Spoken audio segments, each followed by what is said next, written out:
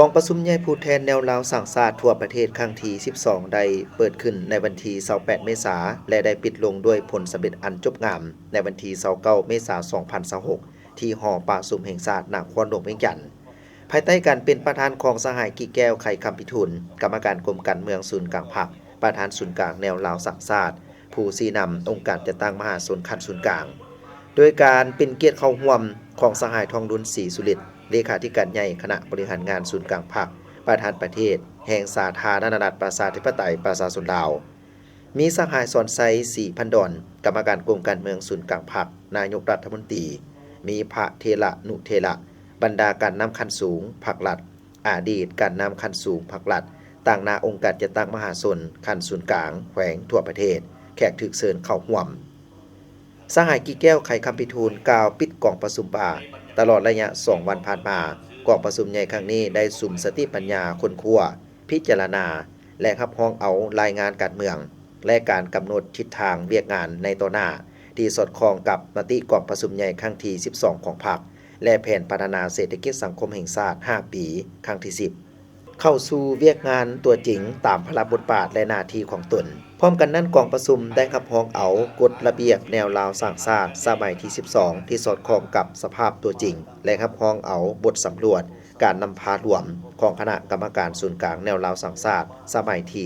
11 นอกจากนั้นกองประชุมได้รับฟังการประกอบคำเห็นจากผู้ต่างหน้าองค์การจัดตั้งภาครัฐองค์การภาคีแนวลาวสร้างชาติขันท้องถิ่นตัวแบบดีเด่นเพื่อยั่งยืนตื่มต่อรายงานการเมืองซึ่งได้ยกให้เห็นบางบทเรียนที่ดีประสบการณ์ตัวจริงและบางตัวอย่างที่มีชีวิตชีวาของท้องถิ่นผลสำเร็จกองประชุมใหญ่ในครั้งนี้ได้แสดงถึง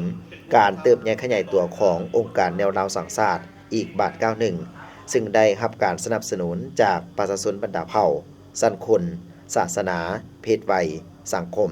นับทางคนลาวอยู่ต่างประเทศที่หักเสื้อแห่งชาติการประกอบส่วนอย่างตั้งหน้าของหลายภาคส่วนที่เอื้ออำนวยความสะดวกหอบด้าน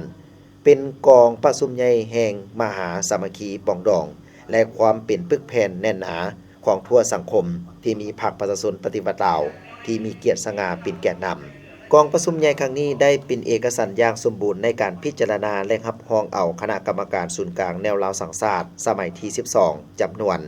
250 สหายหญิง55 สหาย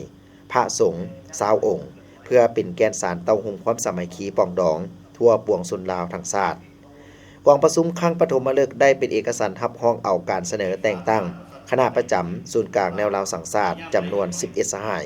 หญิง3 สหายรับรองแต่งตั้งเอาประธานและรองประธานศูนย์กลางแนวลาวสร้างชาติจำนวน7 สหายหญิง2 สหายโดยรับรองแต่งตั้งสหายกี่แก้วไข่คำพิทูลเป็นประธานศูนย์กลางแนวลาวสร้างชาติสมัยที่ 12สหายลาวเป่าทรงณวงไสทานนางบุษดีธานาเมืองสหายดาเวียงศักดิ์วังวิจิตรสหายนางไสธิดาพรหมวิหารสหายวิรพงษ์พรหมดวงศรีสหายสุริปัญญาลาสมบัติเป็นห้องประธานในนั้นรับรองเอาห้องประธานบประจำการศูนย์กลางแนวลาวสร้างชาติ7 สหายหญิง3 สหายและรับรองเอาประธานห้องประธานกวดกา5 สหายหญิง2 สหาย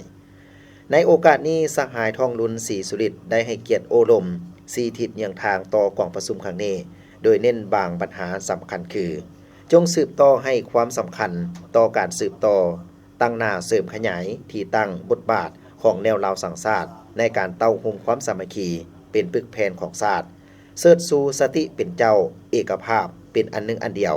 ยกสูงจิตใจเอกราชเป็นเจ้าตนเองกุ้มตนเองสร้างความเข้มแข็งด้วยตนเองเพิ่มทวีความรับผิดชอบของคนลาวต่อชะตากรรมของประเทศชาติบ่ให้อิทธิกำลังใดๆมามั่งเพและทำลายได้แนวลาวสร้างชาติและบรรดาองค์การจัดตั้งการเมืองสังคมต้องยกสูงความรับผิดชอบในการเสริมขยายบทบาทที่ตามกวดกาเสียงสะท้อนสังคมในการผันขยายและจะตั้งปฏิบัติแนวทางนโยบายรัฐธรรมนูญกฎหมายและระเบียบการต่างๆของรัฐและอื่นๆ